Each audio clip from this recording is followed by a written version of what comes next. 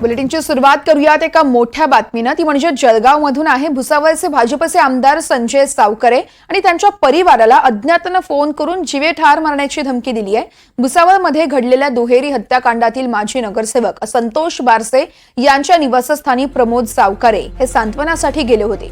अज्ञात व्यक्तीकडून प्रमोद सावकरे यांच्या मोबाईलवर अनोळखी क्रमांकावरून धमकी देण्यात आली आणि याच प्रकरणी आता अज्ञात व्यक्तीविरोधात बाजारपेठ पोलीस स्टेशनमध्ये गुन्हा देखील दाखल करण्यात आला आहे। भुसावळचे भाजपचे आमदार संजय सावकरे आणि त्यांच्या परिवाराला अज्ञात मोबाईलवरून जीवे मारण्याची धमकी देण्यात आली आहे। या संदर्भात अधिक माहिती जाणून घेऊयात। आमचे प्रतिनिधी मंगेश जोशी आपल्यासोबत लाईव्ह जोडले जात आहेत। मंगेश, आपण पाहतोय भुसावळचे भाजपचे आमदार संजय सावकरे आणि त्यांच्या परिवाराला अज्ञाताने धमकी दिली आहे। नेमकं काय घडलंय त्या ठिकाणी? नक्कीच वर्षा, आपण बघतोय की गेल्या काही दिवसापूर्वी भुसावळमध्ये जे आहे खरं तर दुहेरी हत्याकांड झालं होतं आणि या हत्याकांडामध्ये माजी नगरसेवक जे आहेत संतोष बारसे यांची हत्या करण्यात आलेली होती।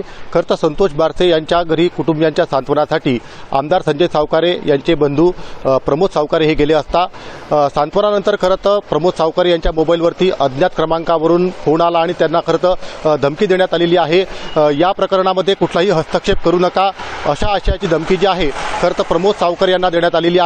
अन्यथा तुम्हाला जीवे ठार मारू अशी देखील धमकी जी आहे ते देण्यात आलेली आहे। खरं तर 7 ते 8 वेळा प्रमोद सावकरे यांच्या मोबाईल क्रमांकावरती अनोळखी क्रमांकावरून ही धमकी देण्यात आली असून या प्रकरणी प्रमोद सावकरे यांच्या फिर्यादीवरून बाजारपेठ पोलीस स्टेशनला अज्ञाताविरुद्ध गुन्हा दाखल करण्यात आलेला आहे।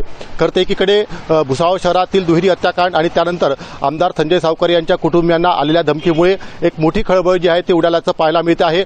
त्यामुळे आता पोलीस देखील या संपूर्ण प्रकाराची जी आहे पोलिसांनी गांभीर्याने दखल घेतली असून तात्काळ अज्ञाताचा पोलिसांकडे शोध सुरू आहे।